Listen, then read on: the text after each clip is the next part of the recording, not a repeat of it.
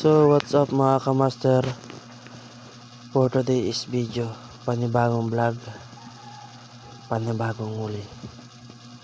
Unang gabi mga kamaster, yan, unang huli din mga kamaster. Yan si Kabisig mga kamaster.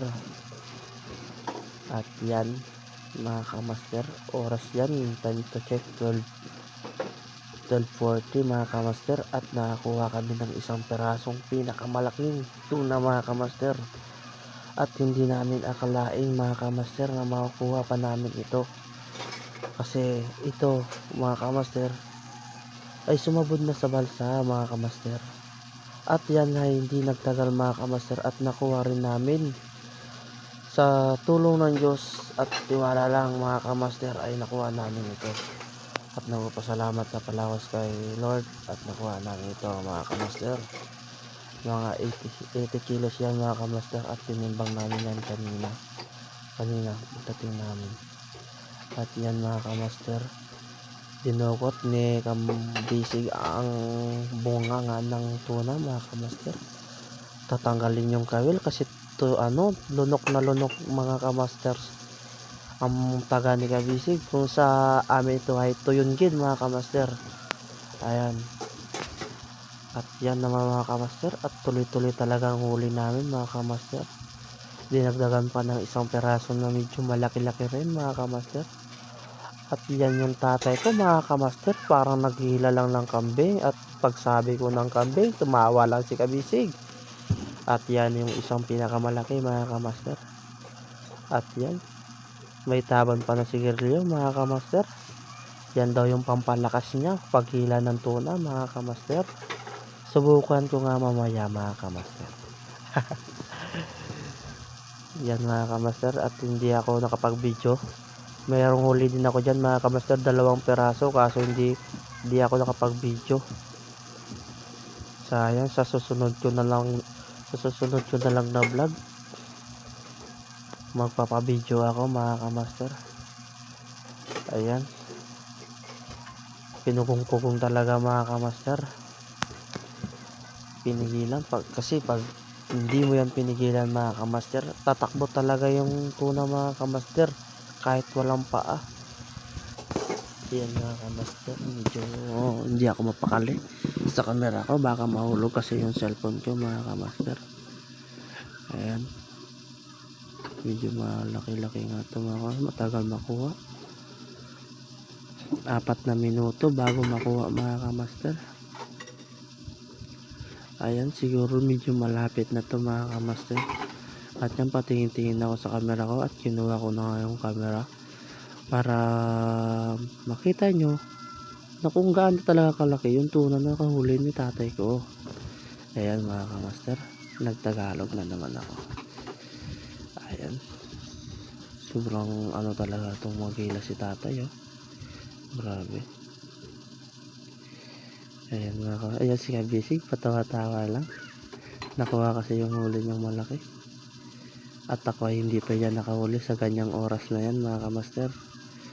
Nakahuli na lang ako mga kamaster ng umaga na, mga alas 4 siguro yun.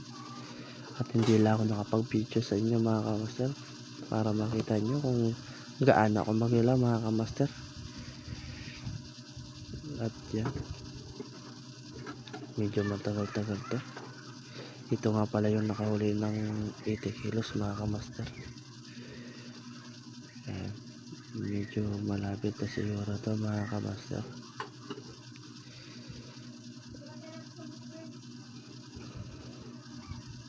Ano lang mga kamaster, yan, nandiyan na sa duwa-duwa mga kamaster.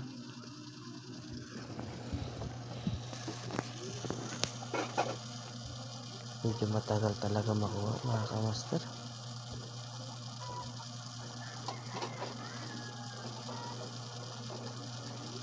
Mga kamaster, kitang kita na yung isda. Estimate ko to mga 23 kilos talaga to mga kamaster. At yan, ginanso na Kabisig, at pinukoy-pukoy na ni Kamaster G. Yan, lagabok na ang tuna. Patay kang tuna ka, kwartang linaw gitek. Yan mga kamaster. Ito yung tinatawag na kwartang linaw gitik. Thank you Lord. At panibagong huli na naman to. Padalawang piraso. Sobrang tagal makuha mga kamaster. At yan pala yung isa.